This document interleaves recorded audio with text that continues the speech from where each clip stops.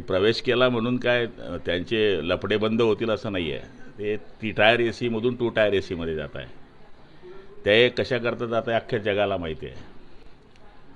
या ठिकाणी मजूर फेडरेशनचा असलेले लफडे 27 लाख रुपये बेकायदेशीर जे भाडं घेत आहेत दवाखान्याचं, आतापर्यंत त्यांनी 8 कोटी रुपये शासनाकडून भाडं घेतलेलं आहे. ते भाडं चालू राहावं याच्याकरता ते जात आहेत. त्याचबरोबर निवडणुकीच्या पिरियडमध्ये 10 कोटी रुपये यांनी विड्रॉ केलेले आहे. ते निवडणूक आयोगाकडे मी तक्रार केलेली आहे. हे त्यांना माहिती आहे. त्याच्याकरता ते अडचणीमध्ये आहे.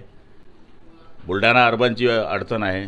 जिल्हा मध्यवर्ती बँकेमध्ये संचालक असल्यानंतर सुद्धा स्वतः 10 कोटी रुपये कर्ज घेतलेलं आहे. कायद्याने ते घेता येत नाही. रिझर्व्ह बँकेच्या नॉर्म्सनुसार ज्या दिवशी ते कर्ज घेतात त्याच दिवशी त्यांचं सभासत्व केलं पाहिजे. ते त्यांना लपवायचं आहे. गुलाबराव पतसंस्था याच्या नावावर 10 कोटी रुपये त्यांनी काढलेले आहे. ते अजूनपर्यंत भरलेले नाही. उच्च न्यायालयामध्ये त्याची केस चाललेली आहे. 24 तारीख त्याला आहे.